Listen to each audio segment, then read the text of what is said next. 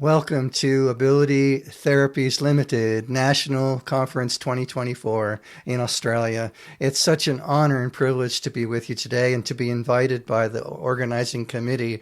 I'm so stoked and excited. My gosh, it's a wonderful day. And it's a wonderful day for animal-assisted therapy work. Thank you, Paycake. You're just so beautiful.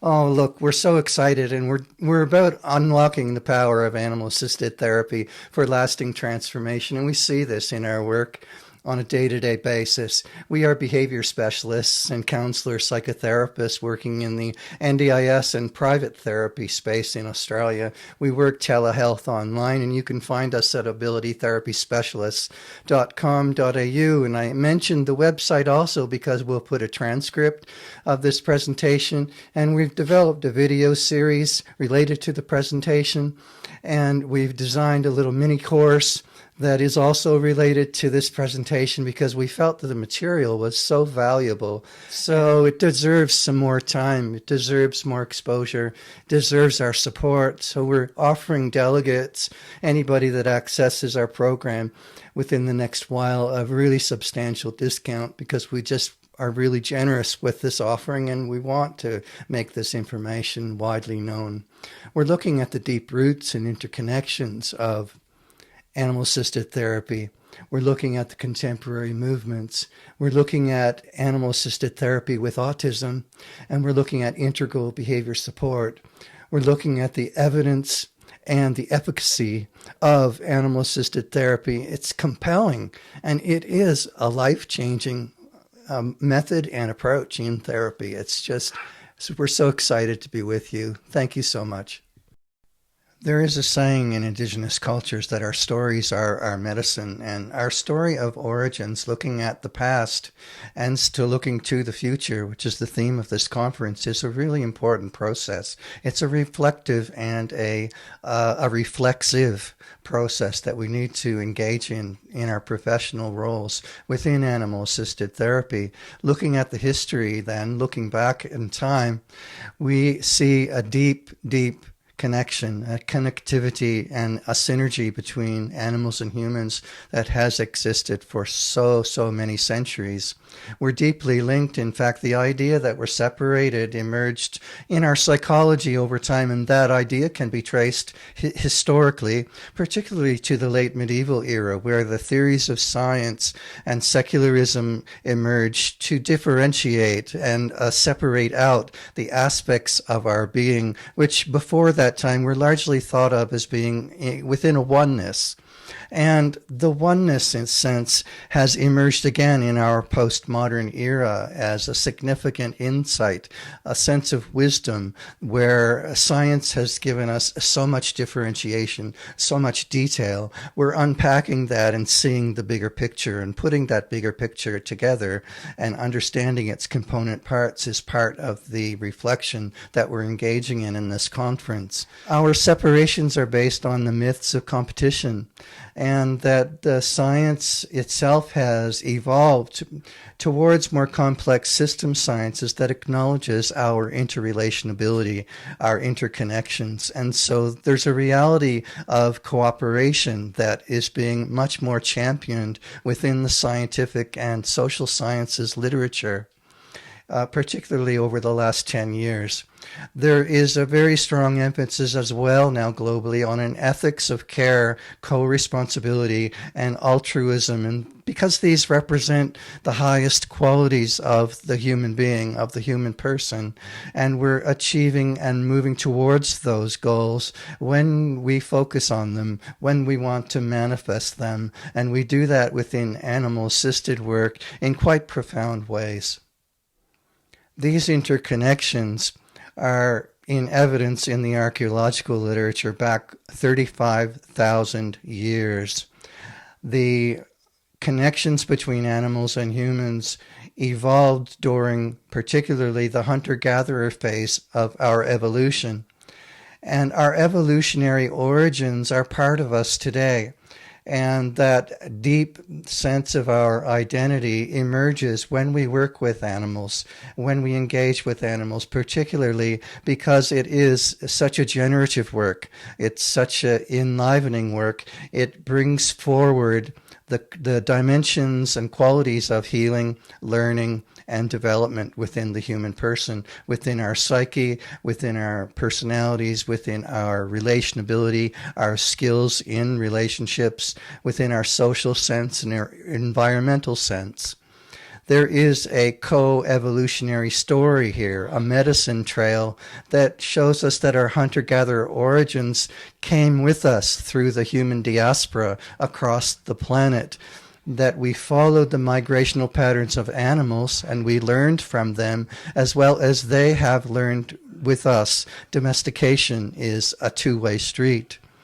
There's a complex social organization that emerged over time that's acknowledged in the literature, and there's a deep sense of culture and meaning that is evolving over time in the medicine and dreaming stories of indigenous nations around the world.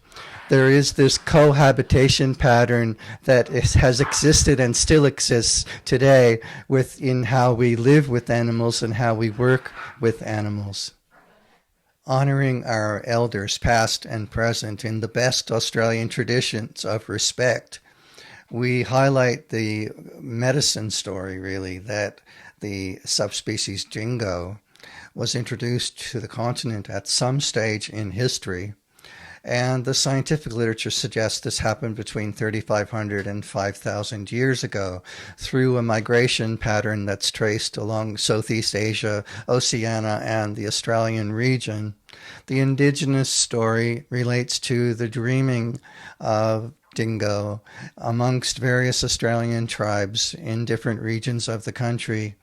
And we just highlight how profound and beautiful that tradition is, and that from a two-eyed seeing perspective on the theory and practice of science and of social studies and education and health, the two-eyed seeing perspective coming out of Eastern Canada from the Mi'kmaq First Nation elders suggests that when we work from two perspectives, we are stronger. There's a teaching amongst the people that when sticks are bundled together, it's extremely difficult to break that bundle because each individual stick can be broken easily, but when we're together, when we're united, we're stronger. So a two-eyed seeing perspective gives us both the knowledge of science and the wisdom of indigenous teachings. And when we have these two together, it's a very strong perspective. In this strength of our perspective, then, we can look at the domestication of animals and the domestication of human beings and how our behaviors and our attitudes, beliefs, and values evolve over time. Our skills and capacities evolve over time.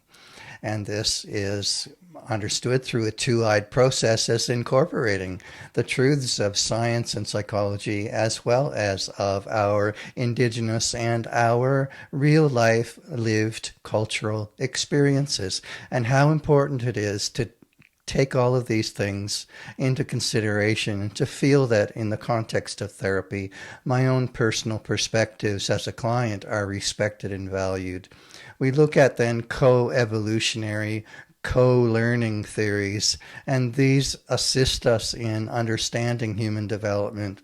We look at regional adaptation, but also aren't we talking about adaptation within developmental and growth processes as human beings?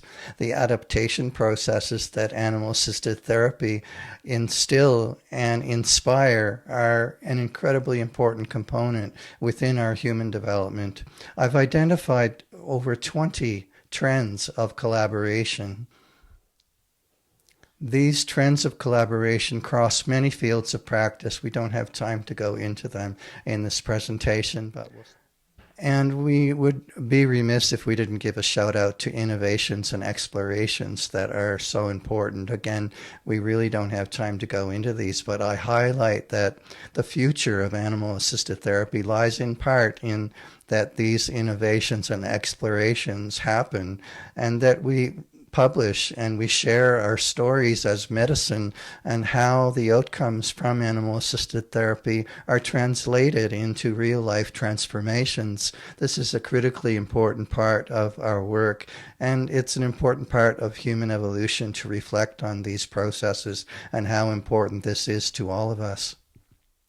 Animal-assisted therapy with autism and behavior support has a wide range of applicability, but the process itself can be broken down into a number of areas. These are related to assessment, particularly functional capacity assessment and understanding a person's skills and strengths and needs and vulnerabilities or risks. We look at safety and the utility of an evaluation of animal-assisted work, and what does that look like? We look at the context and rationale, the suitability, and then we develop recommendations and treatment planning around how animal-assisted therapy will be deployed in an individual's life.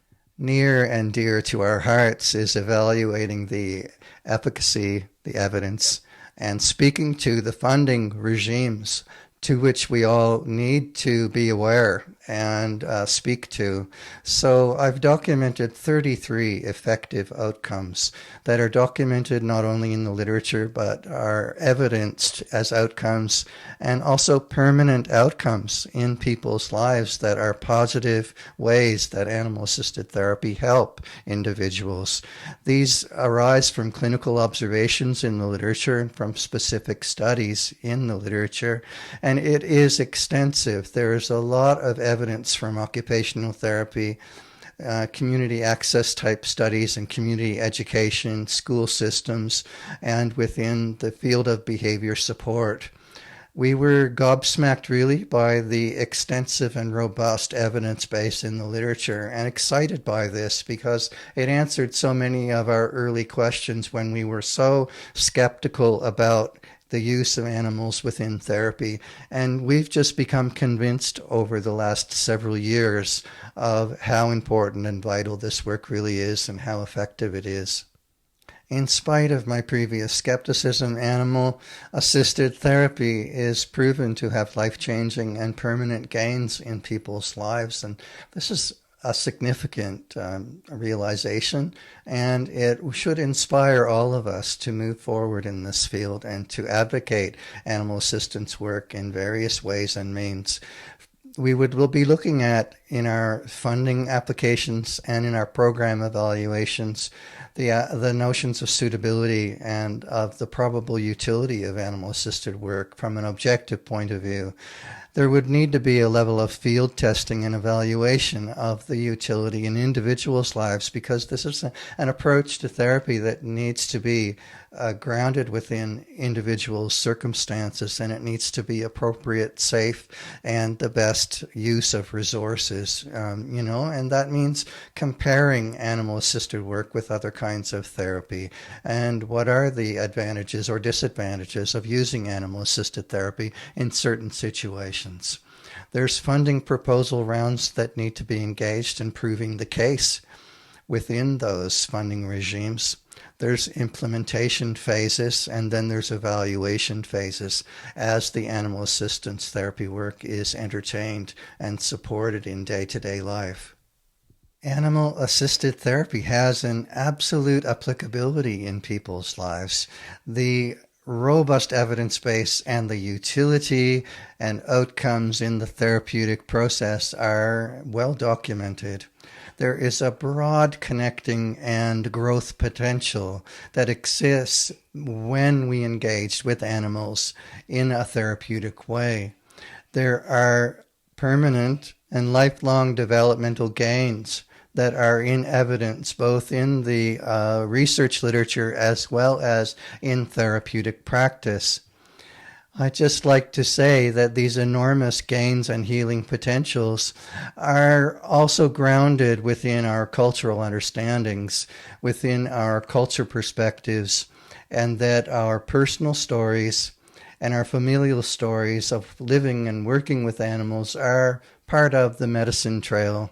Our stories are our medicine. As practitioners, it's helpful to realize this, to highlight this, and to bring that forward, because I'd just like to ask, what are your experiences? What are your stories of working with animals in a therapeutic way? How has this influenced and changed your life? When we reflect on this, it brings forward a lot of powerful medicine, and sharing that with others and with the world is part of the task ahead, particularly for this new and emerging field of practice. I want to inspire you to share your story with the world. Animal-assisted therapy is worth doing. It's worth advocating for at every level. I really wish you all the best and have a great conference.